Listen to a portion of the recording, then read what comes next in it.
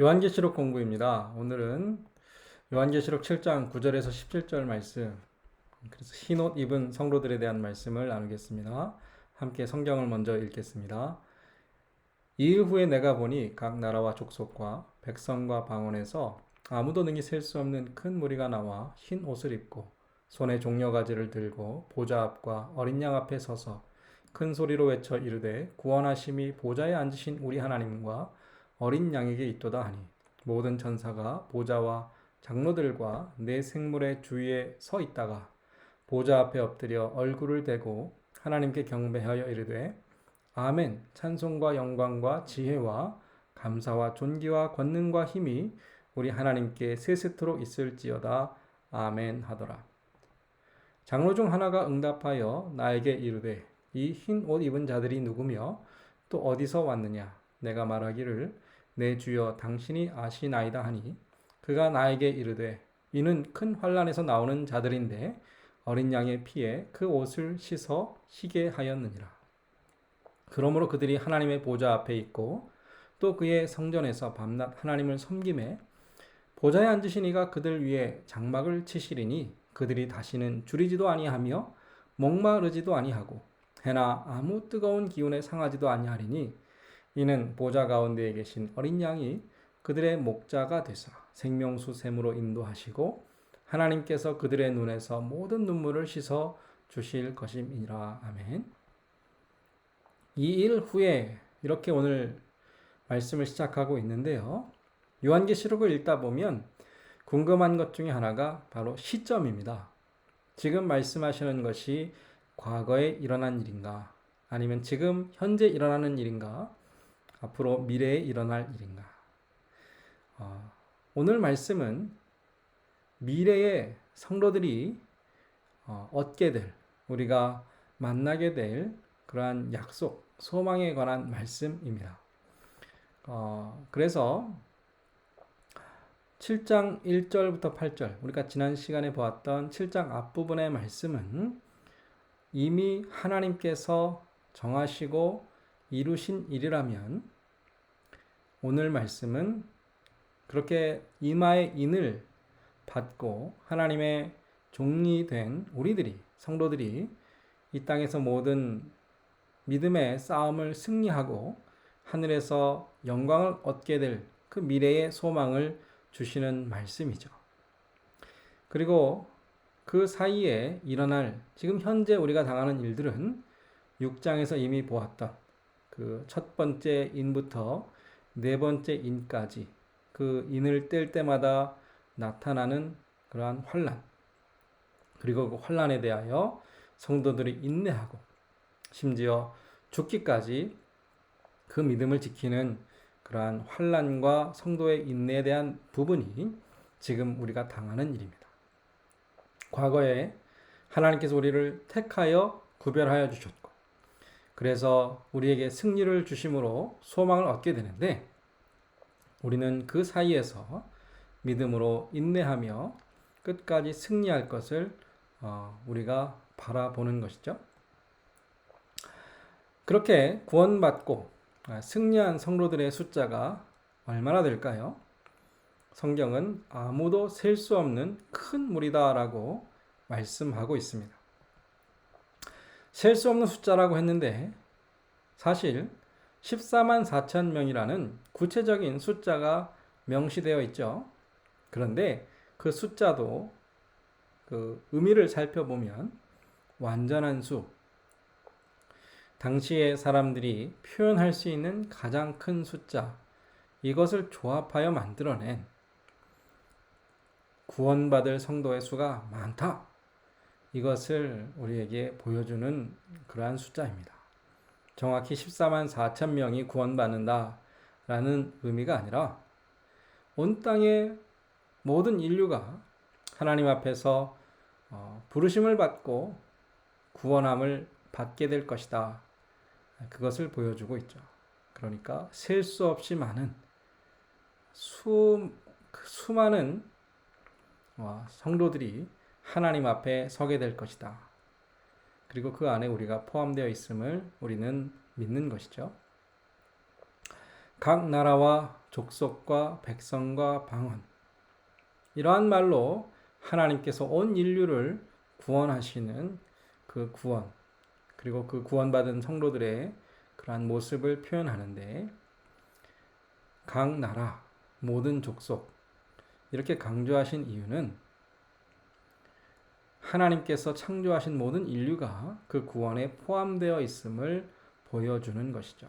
그리고 이러한 말들이 요한계시록 곳곳에 강조되고 있는데, 대표적으로 계시록 1장을 시작하면서 구름 타고 오실 예수님을 각 사람의 눈이 보겠다. 모두가 볼 것이다. 그리고 그 눈은, 그 사람들은 특정한 민족이나 어떤 지역의 사람들만이 아니라 모든 족속, 모든 나라, 모든 언어에 속한 사람들입니다. 계시록 5장 9절에도 보면 예수 그리스도, 어린 양 되신 예수 그리스도께서 구원하신 사람들은 각 족속과 방언과 백성과 나라로부터 하나님께서 부르신 사람들. 그러니까 온 인류가 하나님의 구원의 대상이고, 그렇게 구원받은 사람들이 하나님 앞에 서게 될 것이다. 그러니까 우리가 천국에 가면 함께 주님을 만날 우리의 형제자매들, 피부색과 언어와 인종과 지역과 어떤 시간을 초월한 모두를 우리가 만나게 될 것입니다. 이렇게 천하 만민이 복을 얻는 것, 온 인류를 구원하시려는 하나님의 계획은 창세기로부터 신약 성경에까지 곳곳에 나와 있지요. 창세기 12장 3절에 보면 하나님께서 아브라함에게 땅의 모든 족속이 너로 말미암아 복을 얻을 것이라 그랬습니다. 아직 민족, 어떤 나라, 국가의 개념이 없었던 그 옛날에 이미 하나님께서는 모든 족속, 모든 인류가 구원을 받게 될 것을 말씀하셨고요. 이사야 11장의 예언에도 보면 메시아가 이 땅에 오실 때에 만민의 깃발이 될 것이고, 그 깃발을 보고 열방이, 온 땅의 모든 인류가 주님께로 돌아올 것이다. 그 예언을 하셨습니다. 승천하시기 전에 예수님께서 교회와 제자들에게 사명을 주실 때에 모든 민족을 제자로 삼으라. 모든 민족이라 말씀하셨고요. 그 복음의 증인의 사역은, 삶은 땅 끝까지 이르게 될 것입니다. 그렇게 하나님께서 모든 나라와 족속과 언어와 모든 백성을 통하여 부르신 그 사람들, 구원받은 백성들은 오늘 말씀에 흰 옷을 입은 사람들, 이렇게 표현이 됩니다. 흰 옷을 입었다라는 말이 무슨 뜻일까요? 흰 옷은 깨끗함, 거룩함을 상징하죠. 그러면 그 거룩함, 깨끗함은 어떻게 우리가 얻을 수 있는가? 오늘 말씀은 두 가지를 말씀하는데, 하나는 큰 환난에서 나오는 자들이 곧 흰 옷을 입게 된다 그랬습니다. 우리가 이 땅에서 당하는 모든 시험, 유혹, 또 악한 세력들로 인한 핍박, 이것이 우리에게는 고통이고 괴로움이지만 동시에 우리의 믿음을 연단하고 우리를 모든 죄로부터 깨끗하게 하는 그러한 성화의 과정이 됩니다. 그래서 그 모든 죄악, 유혹을 이기고 승리하게 될 때에 우리는 흰 옷을 입게 되지요. 이러한 성도의 싸움, 인내는 좁게는 순교로 나타나기도 하고, 더 넓게는 성도의 인내로 나타나는데, 어떠한 모양이건 우리가 이 땅을 떠나 하나님 앞에 서게 될 때에 우리가 믿음으로 승리한 그것으로 말미암아 하나님 앞에 거룩하고 흠이 없게 서게 될 것입니다. 또 한편으로 그 옷을 씻어 희게 한 자들이다, 그렇게 말씀하는데요. 그것도 마찬가지죠. 본래 우리가 하나님 앞에 거룩하게 된 것은 예수 그리스도의 보혈로 인한 용서, 사죄의 은혜 때문이죠. 우리는 본래 죄인이었지만 예수 그리스도의 은혜와 그 공로로 말미암아 거룩하게 되었습니다. 그런데 거기에서 끝나지 않죠. 용서받은 성도들이 이제는 실제로 의로워지고 깨끗하여지고 거룩하게 되는 것은 우리의 의로운 삶을 통하여, 거룩한 삶을 통하여 이루어지게 됩니다. 요한계시록은 우리의 거룩함, 순결함, 깨끗함을 중생으로만 말하지 않습니다. 거듭나서 은혜로만 구원받은 그것만을 말하지 않고 하나님의 은혜뿐만 아니라 실제로 믿음을 지키고 환난 가운데 인내하는 성화의 과정 또한 포함하고 있습니다. 성도 여러분, 우리가 하나님 앞에 흰옷을 입은 성도로 서게 될 것인데 이를 위하여 예수 그리스도의 보혈을 의지할 뿐 아니라 실제로 죄를 멀리하고 우리 자신을 지켜 세속에 물들지 않도록 하는 성화의 과정이 반드시 필요합니다. 그렇게 하나님 앞에 거룩하고 깨끗한 흰옷 입은 사람들로 서게 될 때에 그들은 하늘의 예배자로 하나님 앞에 서게 될 것입니다. 누가 하나님을 예배할 수 있습니까? 자신을 깨끗하게 씻어 흰옷, 거룩한 옷으로 자신을 준비한 예비한 자들이 곧 하나님을 예배하는 예배자가 됩니다. 예배자는 하나님 앞에 설 수 있는 자입니다. 이 땅에서도 우리가 하나님을 예배하죠. 하나님의 임재를 경험하고 성령으로 말미암아 거룩하신 하나님을 예배하는데 이 땅에서뿐 아니라 실제로 하나님의 그 거룩한 보좌, 어린 양 앞에 설 수 있는 자는 그 앞에 하나님을 예배하는 예배자들입니다. 보좌 앞과 어린 양 앞에 서 있다 그랬고요. 그들이 하나님의 보좌 앞에 있다 그랬습니다. 성도 여러분, 거룩하신 하나님 앞에 설 준비가 돼 있으십니까? 우리가 하나님 앞에 설 것을 날마다 기억하고 있습니까? 우리는 그날을 준비할 겁니다. 믿음으로만 아니라 주님을 얼굴과 얼굴로 대하여 마주하게 될 텐데 그때의 우리의 모습이 어떠한 모습이어야 할지 우리는 늘 돌아보며 하나님 앞에 늘 우리 자신을 준비해야 할 것입니다. 거룩한 순결한 신부로 우리 모습을 단장해야 하는 이유는 우리가 하나님 앞에서 하나님을 예배할 것이기 때문이죠. 예배한다라는 것은 하나님을 섬기는 것입니다. 우리가 하나님을 섬길 때인데 얼마나 어떠한 일을 할까요? 봉사하고 수고할 일이 무엇이 있겠습니까? 하나님의 구원, 우리를 구원하신 하나님, 우리의 구원을 이루신 어린 양, 예수 그리스도를 우리는 찬양하며 경배할 텐데 성도들이 구원하심이 보좌에 계신 우리 하나님과 어린 양께 있다라고 찬양할 때 천군 천사들이 화답하기를 찬송과 영광과 지혜와 감사와 존귀와 권능과 힘이 오직 우리 하나님께, 우리를 구원하신 하나님, 우리를 구원하신 예수 그리스도, 하나님의 구원에 영광이 있고 지혜가 있고 존귀와 권능과 힘이 있습니다. 우리는 그 하나님께 감사하며 하나님을 찬양하죠.